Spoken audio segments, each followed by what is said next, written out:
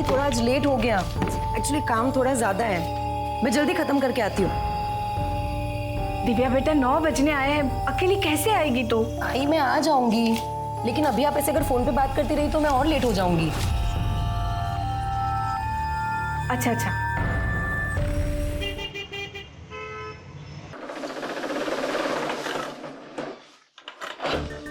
मधु, हाँ दीदी। आज लेट हो गया ना? हाँ और काम भी खत्म नहीं हुआ। हाँ दीदी, बट कल थोड़ा जल्दी आकर कर लेंगे। चलो चलो अभी जाओ, दादा आप भी जाओ, कल सुबह देखेंगे, ठीक है? गुड नाइट दीदी। Good night.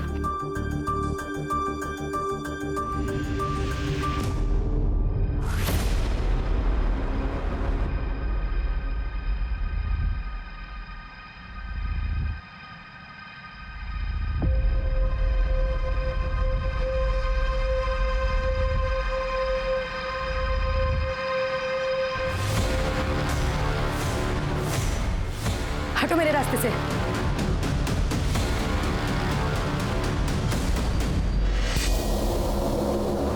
इतनी जल्दी में कहाँ जा रही? आज मौका मिला है। छोड़ो मुझे।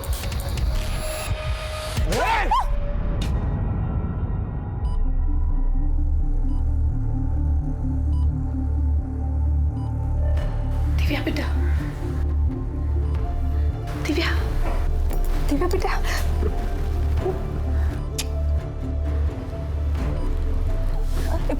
लेटी रहो बेटा, तुम्हारी तबीयत ठीक नहीं है ना अभी? लेटी रहो। हाँ आई क्या हुआ? और मेरे सर में बहुत पेन हो रहा है। तुम कल रात से बेहोश हो, हमला हुआ है तुझ पर। छोड़ो मुझे। हाय हाँ, हाय वो शबनम और उसके आदमी ने मुझे मारने की कोशिश की। पुलिस ने उनको पकड़ा क्या? शांत। हाय वो मुझे मार देंगे। शांत हो जाओ बेटा, शांत हो जाओ। हाँ? अभी तुम्हारी तबीयत ठीक नहीं है ना? ठीक हो जाओ, फिर बात करेंगे। अब रोक ही रही हो? जब मैंने कहा था ये दुकान का तमाशा बंद करके इसकी शादी के लिए लड़का देखते हैं, जब तो माँ बेटी ने एक नहीं सुनी मेरी। अब नतीजा सामने है, भुगतो। सर, ये हॉस्पिटल है, आपका घर नहीं है। जब घर जाएंगे तभी कोसिएगा अपनी बेटी को, अभी उसे आराम की जरूरत है। प्लीज आप उसे आराम करने दीजिए।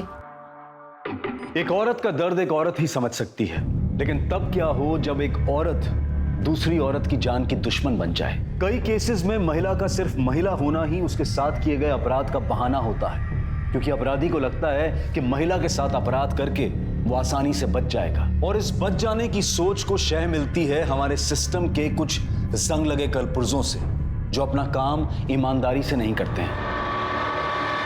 अभी रिपोर्ट लिखा दे। बताओ किसने हमला किया था आपके ऊपर? सर वो शबनम और उसकी बेटी इशरत अपने गुंडे प्रहलाद के साथ मिलकर मुझ पर हमला किया था। दिव्या, इतनी जल्दी में कहाँ जा रही है? आज मौका मिला है। चल चल, पकड़ इसको। चल। क्यों हमला किया था तुम्हारे ऊपर? सर वहाँ मेरी शॉप के पास ही शबनम रहती है, वहाँ वो ड्रग्स का बिजनेस करती है, तो मैंने पुलिस में जाके कंप्लेन कर दी थी। ये एप्लीकेशन FIR के लिए। शिवाजी नगर के एरिया में हमला हुआ था। एक मिनट रुकिए आप, मैं अभी आता हूँ।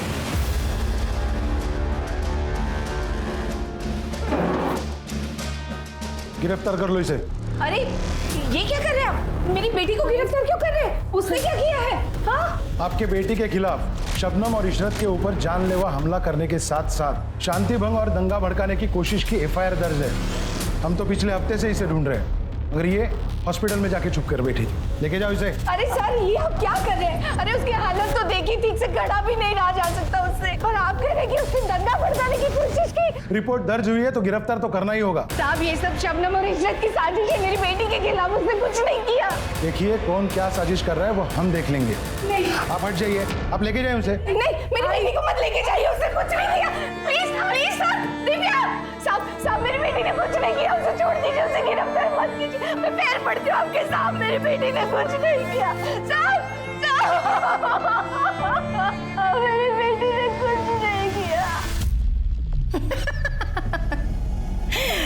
लगता है एक बार की पिटाई से तुझे समझ नहीं आया, दोबारा पीटना पड़ेगा।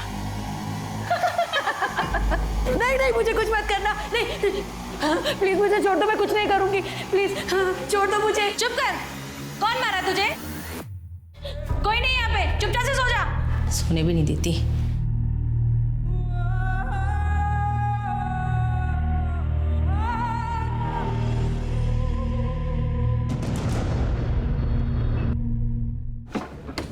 सर मैं जरा खाना खा रहा हूँ, बाद में आइए।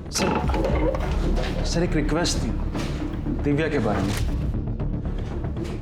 उसे रिहा कर दीजिए सर, उसकी तबीयत ठीक नहीं है। ऐसे कैसे रिहा कर दूं मैं उसको? एफआईआर है उसके खिलाफ। अब कोर्ट ही फैसला करेगा कि उसको रोकना है या छोड़ना है। सब कोर्ट को ही फैसला लेना है तो शबनम इशरत और उसके आदमियों के खिलाफ हमारा भी एफआईआर लिखिए। हमारी बेटी पे हमला करवाया उसने। चलो मान लिया, कर ली मैंने एफआईआर दर्ज, शबनम और उसकी बेटी को अरेस्ट भी करा लिया। मगर जब कोर्ट मुझसे पूछेगी तो क्या कहूंगा मैं?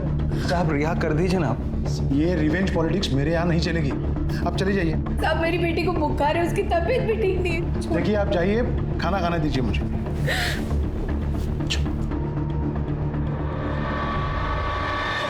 क्या हुआ? घर में फिर से झगड़ा हुआ क्या माँ से? झगड़े तो ऐसे ही होते रहेंगे आलोक, जब तक हम लोग शादी नहीं कर लेते। तो फिर क्या बात है जो इतनी परेशान लग रही हो तुम? कुछ नहीं हुआ। वो बताओ, तुम्हारा इंटरव्यू था ना जॉब के लिए, क्या हुआ उसका? वही जो हमेशा होता है, we will let you no.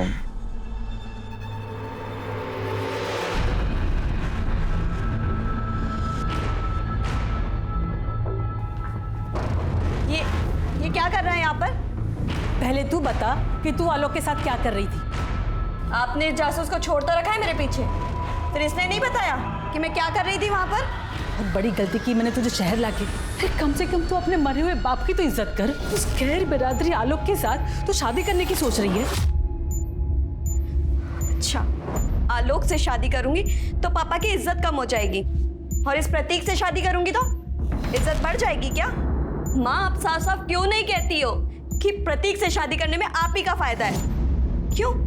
पैसे मिलेंगे ना आपको? तो क्या गलत सोच रही है तेरी माँ? शादी होने वाली है हमारी। शादी के लिए मैंने नहीं बोला तुम्हें। कान खोल के सुन लेनी थी, तुझे प्रतीक से शादी करनी ही पड़ेगी, चाहे कुछ भी हो जाए।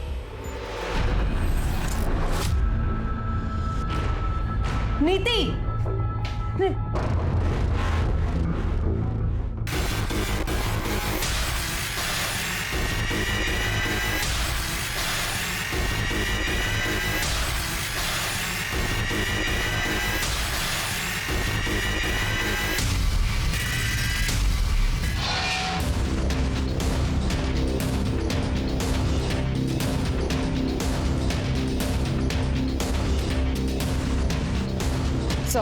चलो ऑटो चलो।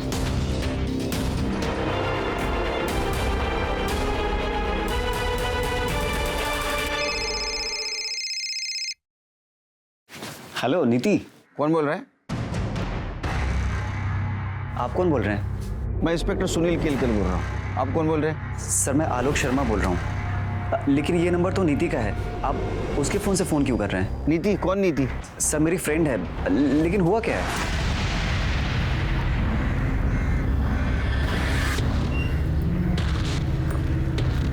ईश्वर जी, पुलिस तो हमारी बात ही नहीं सुन रही है। सब अब आप ही कुछ कीजिए ना प्लीज।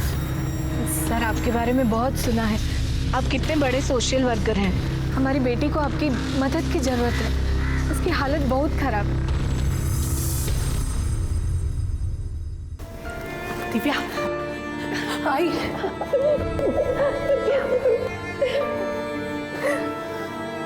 तो ठीक है ना?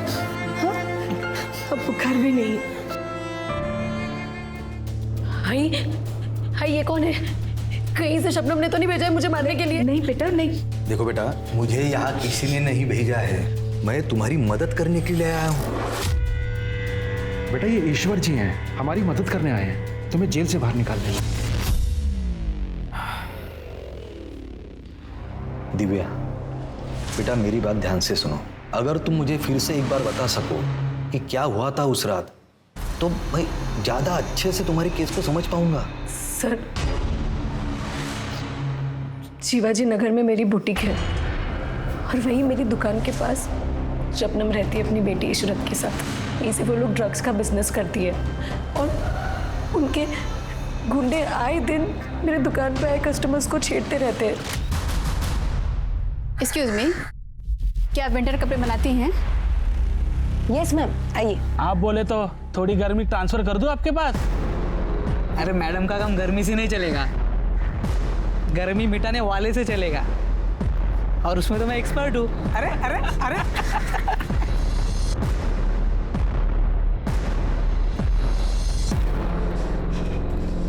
क्या बात है मैडम, इतने जल्दी गर्मी मिटाने के लिए आ गई? लगता है ठंड बहुत बढ़ गई है। मिटा दो गर्मी। ये इसकी गर्मी ज्यादा बढ़ गई है, पकड़ो इसको। ये तू फिर से आ गई? ये तुम्हारे नशेड़ियों को काबू में रखो वरना अच्छा नहीं होगा। आज फिर मेरी कस्टमर को छेड़ा इन्होंने। ये अपना रोना धोना ना कहीं और जाकर कर। हमने बोला था यहाँ दुकान खोलने को, जो हमसे आके शिकायत कर रही है। ये एरिया तुम्हारा नहीं है जो हर एक काम तुमको पूछ के करूं। अगर नहीं सुधरे ना तो पुलिस में जाके तुम सबकी कंप्लेंट करूंगी। पुलिस में जाएगी? हाँ जाऊंगी, और ये तुम्हारा जो काला धंधा है ना उसका काला चिट्टा पुलिस को पता के रहूंगी। देख लो भाई लोग, पुलिस में जाने का बोल रही है, तुम सबको जेल में भिजवाएगी। इसका क्या करना है देख लो तुम लोग। इसके पास जाएगी? हाँ, पुलिस के पास जाएगी। हाँ, पुलिस के पास जाएगी। छोड़ो उसे, पीछे पीछे। और तू आज आई तो आई, आज के बाद इधर दिखना भी मत। हर बार तुझे बचाने नहीं आऊंगी मैं। चल यहाँ से। किसी तरह से मैं भागी वहां से। मुझे अपनी दुकान को बचाना था, इसलिए मैंने जाके पुलिस में कंप्लेंट की। पुलिस भी पूछताछ का बहाना करके वहां से लौट आई। फिर मुझे सबक सिखाने के लिए शबनम ने उसकी बेटी इशरत और प्रहलाद के साथ मिलकर मुझ पर अटैक करवाया। आज मौका मिला है, इसका नतीजा बहुत बुरा होगा। मेरे खिलाफ झूठा केस दर्ज करवाया उन लोगों ने, ताकि मैं टूट जाऊं, अपनी जुबान बंद रखूं, उनके बारे में किसी को कुछ ना बताऊं। पुलिस भी इन सब में शामिल है। मैंने कुछ भी नहीं किया है, मैंने कुछ भी नहीं किया है, मैंने कुछ भी नहीं किया। करो मेरी, वो झूठ बोल रही है।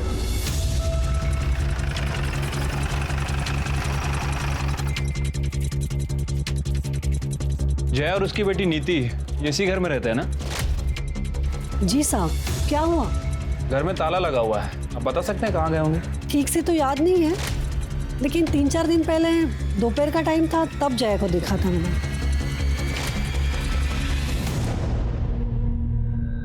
ईश्वरचंद जी, हम हमारा काम पूरी ईमानदारी के साथ कर रहे हैं। अब दिव्या की फैमिली उसके लिए बेल नहीं करा पा रही, तो इसमें पुलिस की क्या गलती है? देखिए, आपको भी पता है कानून का अपना एक प्रोसीजर होता है, सब कुछ उसके अनुसार ही हो रहा है। अब इन लोगों ने दिव्या पर केस रजिस्टर कराया था, तो हमें तो उसे अरेस्ट करना ही होगा। वो सब तो मैं जानता हूँ इंस्पेक्टर साहब, और प्रोसीजर भी मुझे पता है, मगर जिस कानून की आप बात कर रहे हैं उसी कानून के हिसाब से बताइए कि दंगे करने के लिए किसी एक औरत को ही आरोपी बनाकर जेल में कैसे भेजा जा सकता है, जबकि एक पार्टी जेल के अंदर है और दूसरी बाहर आज़ाद घूम रही है। और हाँ, आपने तो इन लोगों के खिलाफ कोई केस तक दर्ज नहीं करवाया। क्योंकि कोई केस था ही नहीं।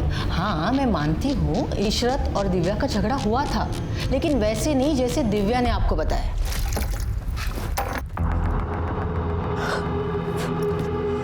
ए इशरत, दिखाई नहीं देता है अंधी कहीं की? अरे ऐसे कैसे बात कर रही है? गलती से गिर गया, देख नहीं पाई तुझे। तभी तो कह रही हूँ, अंधी हो गई है क्या? सारे कपड़े गंदे कर दिए मेरे।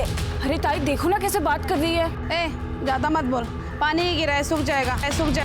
सबसे तो बात ही करना बेकार है। जाहिल के जाहिल यहाँ पे सभी। जरा सा बन क्या लेती है, खुद को हमसे ऊपर समझने लगी है। किसी दिन अकल ठिकाने लगा दी जाएगी ना, उसी दिन सब सही हो जाएगा। क्या बोली रे तू? हाँ, तो अभी फिर कपड़े गंदे कर दिए। अब बता मुझे कैसे अकल ठिकाने लगा? इशरत ने जब मुझे आके बताया तभी मैंने पुलिस में कंप्लेंट कर दी, और ये दिव्या गायब हो गई। और अचानक से 1 हफ्ते के बाद आकर उसने हमारे खिलाफ ही कंप्लेंट कर दी कि हमने उसे मारा है, उस पर रेप करवाने की कोशिश की है। रेप? आपको नहीं पता? ये देखिए, यही रिपोर्ट दर्ज कराने को कह रही थी। उनका कहना है कि पास में ही रहने वाले प्रहलाद और अनुज शबनम के लिए ड्रग का काम करते हैं और शबनम के कहने पर ही उन दोनों ने उसी रात दिव्या पर रेप करने की कोशिश की थी। ताज्जुब की बात है कि इतनी बड़ी बात आपको नहीं पता। साहब वो दिव्या बहुत चालू लड़की है, वो आपके सहारे हमें फंसाने की कोशिश कर रही है। दुश्मनी निकालनी है ना उसे हमसे। आपके साथ उनकी क्या दुश्मनी हो सकती है? 1 महीने पहले उसकी दुकान में चोरी हुई थी।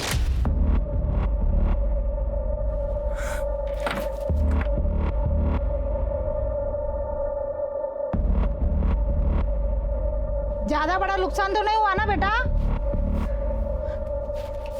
बंद करो ये ड्रामा। मैं ये बात अच्छे से जानती हूँ, इस मोहल्ले के लोगों की हरकत है ये। सबके सब एक जैसे हो। मेरी दुकान बहुत चुभती है ना तुम लोगों को, इसलिए चोरी करवा दी। अरे भैया देखो, भलाई का तो जमाना ही नहीं रहा।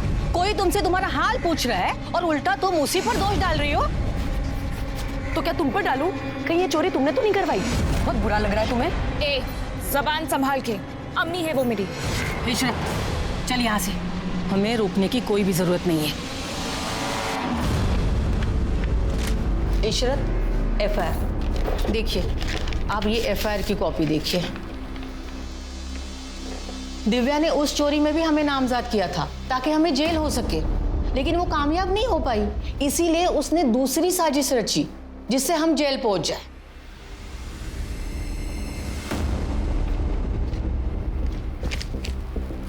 साहब हम चलते हैं।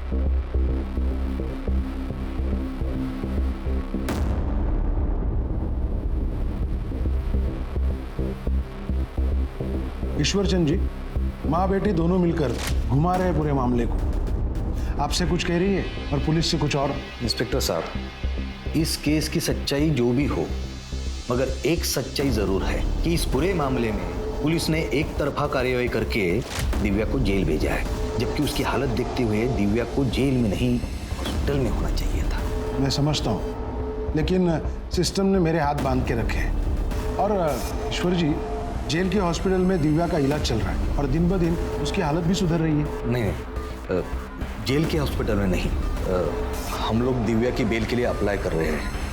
पुलिस विरोध नहीं करेगी ऐसी मैं आपसे उम्मीद करता हूँ इंस्पेक्टर साहब। ठीक है, आप बेल के लिए अप्लाई कीजिए, पुलिस विरोध नहीं करेगी। जी शुक्रिया।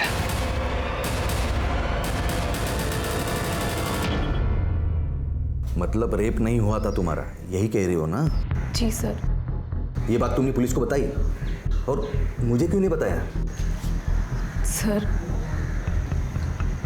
सब कुछ इतना जल्दी जल्दी हुआ कि कुछ भी याद रखना मुश्किल हो रहा था। मुझे कुछ समझ में ही नहीं आ रहा था मेरे साथ क्या हो रहा है। शायद इसलिए मैं आपको बताना भूल गई, मगर ऐसा नहीं है कि उन्होंने रेप करने की कोशिश नहीं की। उस दिन वो प्रहलाद और अनुज, उन्होंने अपनी तरफ से पूरी कोशिश की। पुलिस में जाने का बहुत शौक है ना तुझे? अब जा पुलिस में रोने के लिए। आज जो तेरे साथ होगा ना, हमेशा याद रखेगी तू। प्लीज मुझे जाने दो, छोड़ दो मुझे, प्लीज बोलिए ना आप। देखो दिव्या, मैं तुम्हारी मदद करना चाहता हूँ, मगर इसके लिए तुम्हें मुझे सब कुछ बताना होगा, वो भी सच सच और शुरू से। सर, मैंने आपको सब कुछ बताया, वो सच ही है। नहीं, अभी पूरा सच नहीं बताया। शबनम के साथ जो तुम्हारी दुश्मनी है, जिसके खिलाफ तुमने चोरी की एफआईआर तक दर्ज करवाई थी। सर, वो तो पुरानी बात थी, उसका इस सब से क्या लेना देना? पुरानी बात होगी, पर शबनम तो कहती है कि तुम उससे अपनी दुश्मनी निकालना चाहती हो। सर, वो झूठ बोल रही है। वो और उसके आदमी मुझे परेशान करते थे। मेरी दुकान में भी चोरी उन्होंने करवाई ताकि मैं दुकान बंद करके वहां से भाग जाऊं। लेकिन पुलिस की जांच में तो ऐसा कुछ नहीं निकला। कि सर, पुलिस बिक चुकी है, शबनम ने खरीद लिया है उन लोगों को। सर, मैं आपसे सच बोल रही हूँ, झूठ नहीं बोल रही हूँ, उसकी बात पर यकीन मत करो। ये मामला तो ठंडा होने की जगह और भी गर्म होते जा रहा है। तुम कहो तो ठंडा कर देता हूँ। ये टाइम नहीं है इस चीज का। सर, मैं नीति से प्यार करता था, ये बात सच है, लेकिन उसका मर्डर किसने किया, उसकी माँ कहाँ गई, मुझे इसके बारे में कुछ नहीं पता सर। तुम इतना अगर प्यार करते थे उससे तो 4 दिन से ना तो तुमने उसको कॉल किया ना तो उसका तुम्हें कॉल आया, ऐसा कैसा प्यार? सर पिछले 4 दिन से उसका फोन बंद आ रहा था। मैंने उसे कई बार फोन ट्राई किया, फिर मुझे लगा कि उसकी माँ ने फोन छीन लिया होगा लड़ाई झगड़े की वजह से। लड़ाई कौन सा? 4 दिन पहले मेरा झगड़ा हुआ था कुछ लोगों से। हटना जरा थोड़ा। देख नहीं रहा तुझे, बैठे हुए? भाई मुझे गाड़ी से सामान निकालना, आप उठ जाओ यहाँ से। और वैसे भी गाड़ी कोई बैठने की जगह नहीं है। तो तू ही बता कहाँ जाकर बैठे। अरे भाई यहाँ से चले जाओ, आप कहीं भी बैठो, मुझे क्या करना है? बड़ा एटीट्यूड है तुझमें, है? निकलना पड़ेगा। अरे पागल हो क्या? अरे लग जाएगा मुझे। मार साले को, पागल हो क्या? छोड़ो से, छोड़ो छोड़ो छोड़ो से। हेलो साले, यहाँ हमारी गुंडाई चलती है, मैं गुंडा बनने की कोशिश मत करना, समझा? हेलो।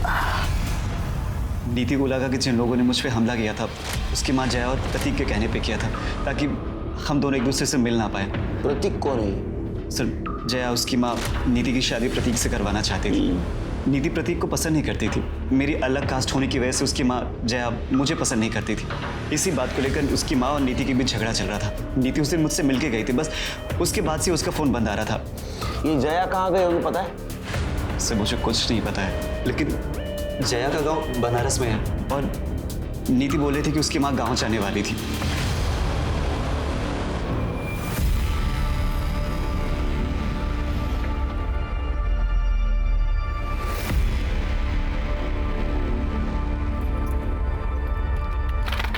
और पुलिस के क्या हाल है? परेशान होने वाली कोई बात नहीं है, सेटलमेंट हो रहा है धीरे धीरे।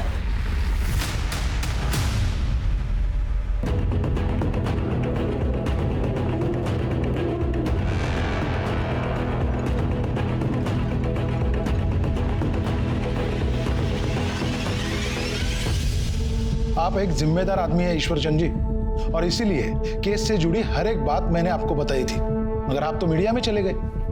इंस्पेक्टर साहब, मैं मेरी जिम्मेदारी बखूबी जानता हूँ, इसीलिए मैंने प्रेस को भी वही बताया जो सच है, जो दिव्या के साथ हुआ है। और हाँ, किसी भी तरीके का कोई प्रोपेगेंडा नहीं है, बस न्याय की मांग है, उतनी आप पूरी कर दीजिए। आखिर यही तो काम है ना आपका, पीड़ितों को न्याय दिलाना। जी हाँ, यही काम है मेरा, लेकिन मीडिया में जाके आपने सही नहीं किया। पुलिस आपकी केस की जांच कर रही है, मैं पर्सनली सुपरवाइज कर रहा हूं आपके केस में। आप कल आइए, कल बात करते हैं।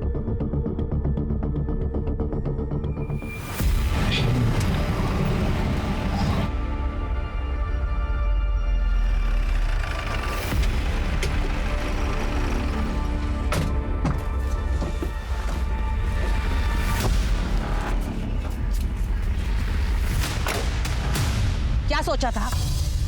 तू मीडिया में जाएगी और हम जेल में सड़ते रहेंगे और तुम क्या करोगे? मजा मारोगे? हाँ?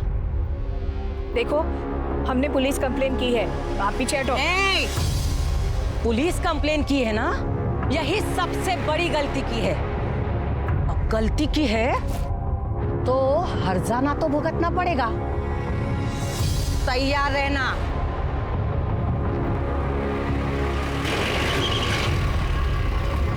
चल बेटा अंदर, अंदर चल। आजा बेटा, अंदर आजा। ये क्या नया तमाशा है तुम दोनों का, जो पेपर में खबर छपी है इसकी? ये ले पढ़ी से। बाबा, वो शबनम और प्रहलाद अभी। चुप, एक शब्द नहीं सुनना है तेरे मुंह से। और तू, एक पैसे की अकल नहीं है क्या तेरे में? है? तेरी बेटी की ऐसी उल्टी सीधी खबरें छपेगी अखबारों में तो कौन शादी करेगा इससे? हाँ मगर वो लोग हमारी दिव्या। अरे छोड़ दे सबको। तुझे पता है कितने खतरनाक लोग हैं वो? हैं? पहली बार इसका रेप नहीं कर पाए, इस बार अगर इसका रेप कर दिया या इसके ऊपर एसिड डाल दिया तो क्या करेगी दिव्या? हम उतने बड़े लोग नहीं हैं कि उनसे मुकाबला कर सके। जो हुआ उसे भूल जाओ। नहीं भूल सकती बाबा, और ना ही मैं ये केस वापस लूंगी। भाई, अब से आपको मेरे साथ आने की जरूरत नहीं है।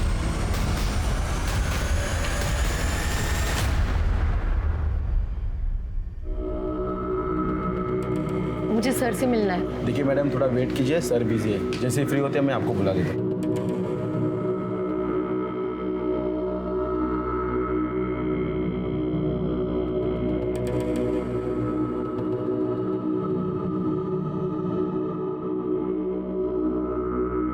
ठीक है, जाके मुझे बोलो। चलो। अरे तुम अभी तक यही बैठी हो?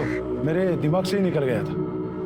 तुम्हारे केस की छानबीन चालू है, मगर अभी तक कुछ मिला नहीं। सर वो शबनम और इशरत को आपने अरेस्ट किया था, लेकिन वो लोग तो जेल से बाहर है। उन्होंने बेल ले ली, जैसे तुमने ली थी। लेकिन सर वो लोग मुझे और मेरी माँ को धमकाने आए थे। प्लीज आप उन लोग को अरेस्ट कर लीजिए। यही बात शबनम और उसकी बेटी हमसे कह रही है कि तुम और तुम्हारी माँ उसके पीछे पड़े हो। अब अगर हम उन्हें अरेस्ट करेंगे तो तुम्हें भी जेल जाना होगा।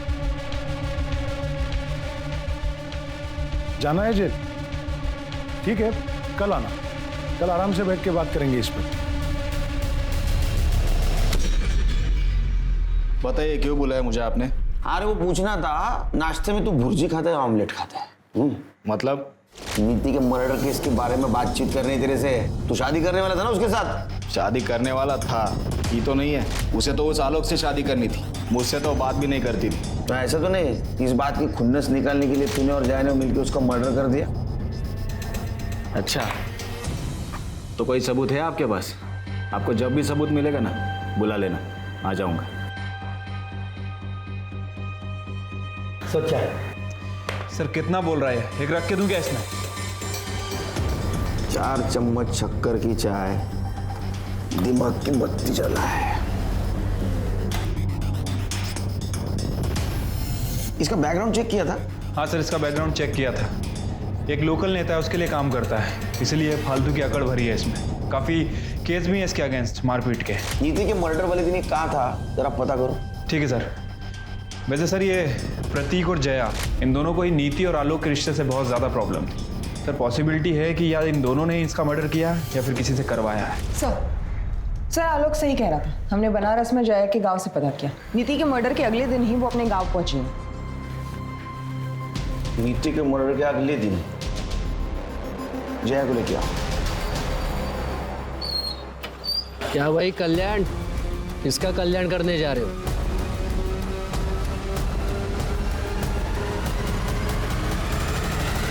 हाँ ठीक है, मैं बोलता हूँ बाद में। मैं करता हूँ तुम्हें बाद में। सॉरी, मैं भूल ही गया था कि आप यहाँ बैठी हो। तुम्हारे केस में एक लीड मिली है, एक्चुअली उसी की छानबीन चालू है। एक काम करना, तुम कल आना, कल तक कुछ और पता चल जाएगा। न्याय मिलने में देरी न्याय ना मिलने के बराबर है, और दिव्या के साथ भी ऐसा ही हो रहा था। न्याय की आस ने उसे एक ऐसे अंतहीन इंतजार के चक्रव्यूह में धकेल दिया जहां न्याय तो नहीं था, पर अगर था तो सिर्फ एक लंबा इंतजार और निराशा ही निराशा। लेकिन पुलिस की एक तरफा कार्रवाई और परिवार के अधूरे सपोर्ट ने उसे मानसिक तौर पर भी तोड़ कर रख दिया था। लेकिन फिर भी दिव्या लड़ रही थी न्याय के लिए, और इस लड़ाई में जहां वो बिल्कुल अकेली थी, उसे सहारा मिला एकदम अप्रत्याशित तरीके से।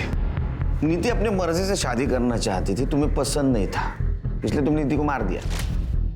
नहीं सर, मैंने नीति को नहीं मारा। नीति के मर्डर वाले दिन आप गांव क्यों चले गए?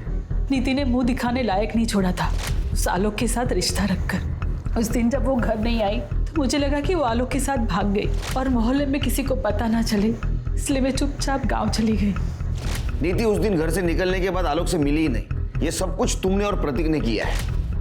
नहीं सर, हमने ऐसा कुछ नहीं किया। तुम दोनों के सिवा कौन दुश्मन था उसका? कौन कर सकता है ये?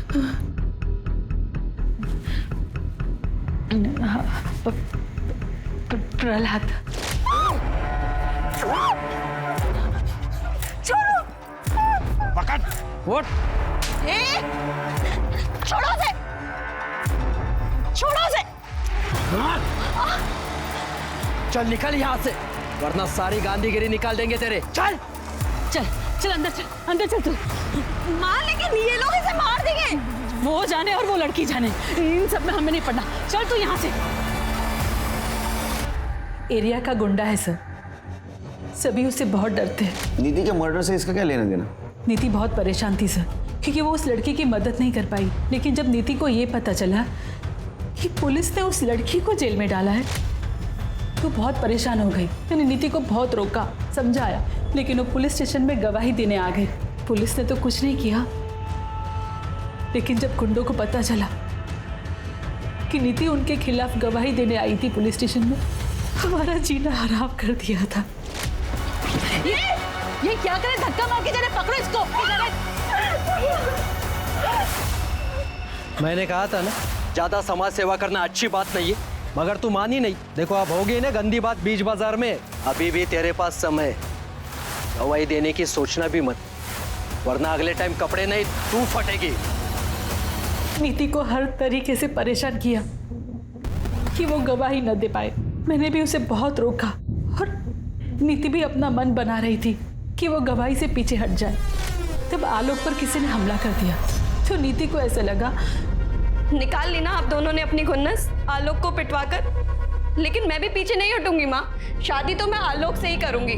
आपको जो करना है कर लीजिए अब।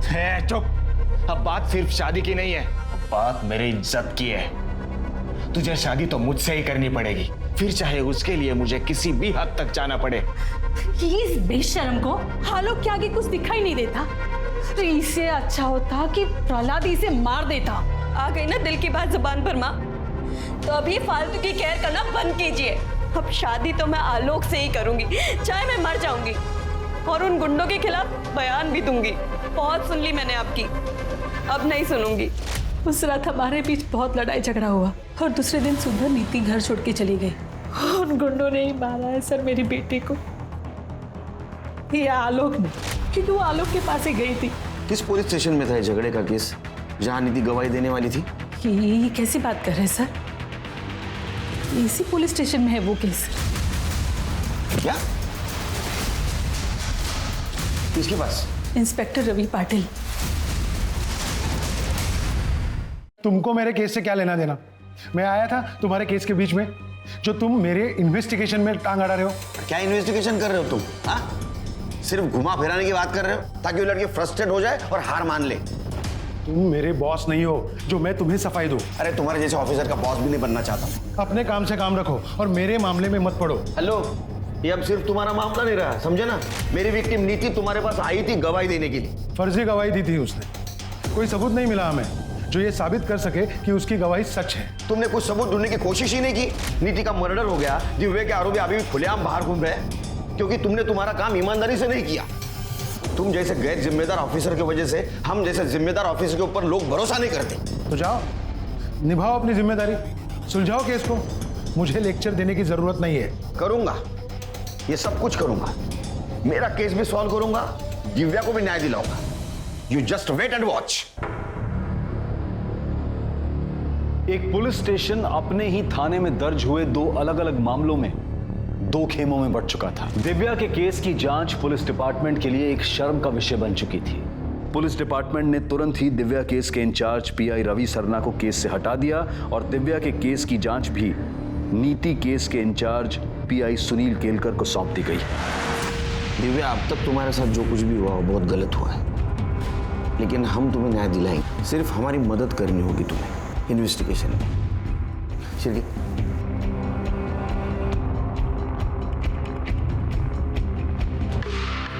इसे जानती हो?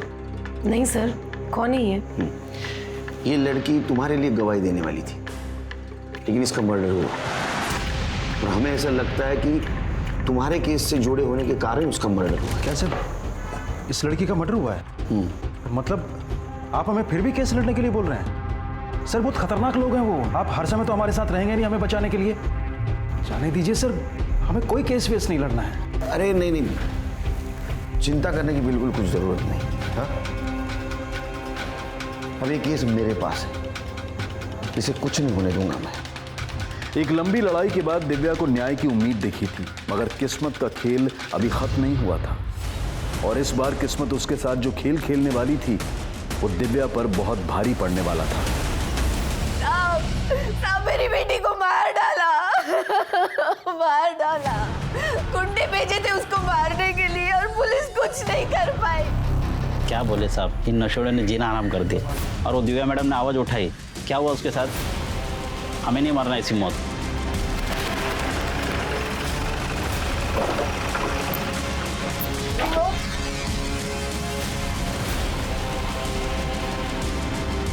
सर, अनुज और प्रहलाद घर पे नहीं है और ये बताने को तैयार नहीं वो कहा है। अंदर डालो इसे, चल।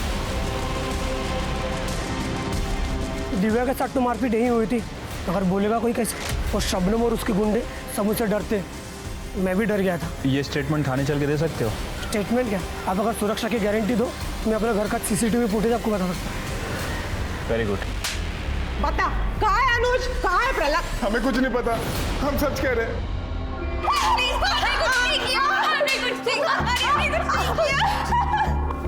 अरे तो पहले ही बता देना ना, मार खाने की जरूरत नहीं थी। हाँ चलो बोलो। पूरे इलाके में मेरा ही माल बिकता था, किसी की औकात नहीं थी मुझसे उलझने की। लेकिन जब से उस दिव्या ने दुकान खोली थी ना, तब से उसने मुझसे उलझना चालू कर दिया। कभी घर में आके हंगामा करती थी तो कभी यहाँ पुलिस स्टेशन में आके कंप्लेंट करती थी। जब वो लड़की नहीं मानी, पीछे नहीं हटी और तुम्हें जब पता चला कि नीति उसके साथ है, तो पहले नीति और बाद में दिव्या को रास्ते से हटा दिया। नहीं साहब, नीति और दिव्या के मर्डर में हम लोगों का कोई हाथ नहीं था। तुम्हारा हाथ कैसे नहीं? अगर नीति तुम्हारे खिलाफ गवाही देती तो तुम जेल जाती, और दिव्या अगर केस लड़ती तो भी तुम जेल जाती, तुम्हारा धंधा चौपट हो जाता। और तुम कह रहे हो तुम्हारा हाथ नहीं। हमारा ड्रग का धंधा अच्छा चल रहा था और ये दिव्या का मामला कुछ दिनों में ठंडा हो जाता था और बाद में वापस में मेरा धंधा शुरू कर सकती थी। तो फिर उन दोनों को मारकर हम लोग अपने ऊपर क्यों मुसीबत ले लेते? ये पुलिस वाला कौन? रवि पाटिल।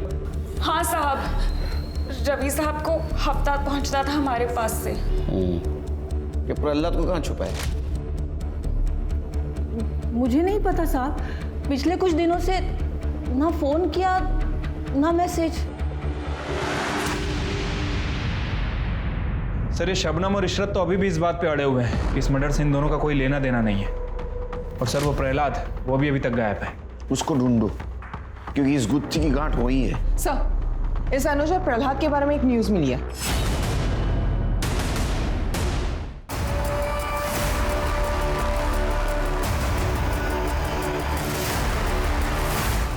सर ये गुत्थी तो सुलझने के बजाय और उलझती जा रही है।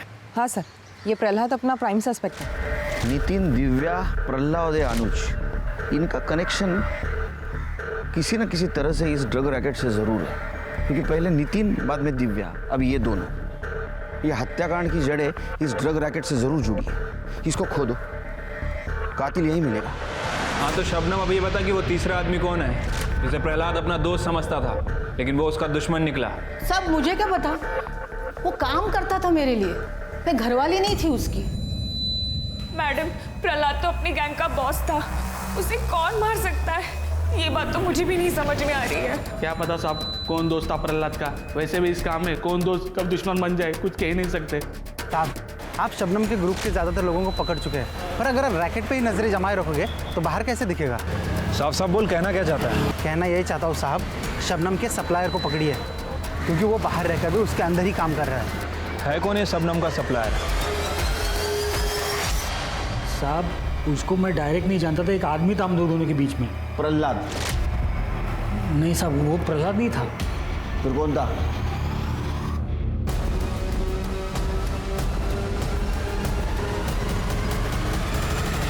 दीपक भाई, अभी माल नहीं उठा पाऊंगा। पुलिस नजरें गड़ाए बैठी है चारों तरफ, और शबनम भी जेल में है। मामला ठंडा पड़ते ही शबनम बाहर आ जाएगी, उसके बाद ही तेरी सप्लाई तो मैं शुरू करूंगा।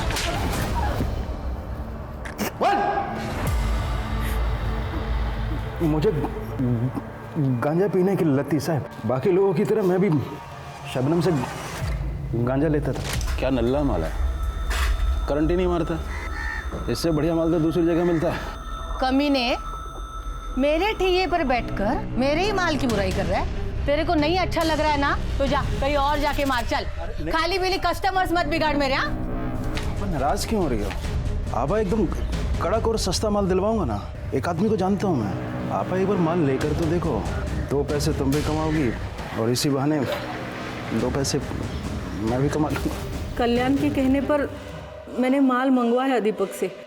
माल में दम था और कल्याण मेरे लिए माल लाने लगा। सब कुछ ठीक चल रहा था साहब, जब तक दिव्या ने वो दुकान किराए पे नहीं ली थी।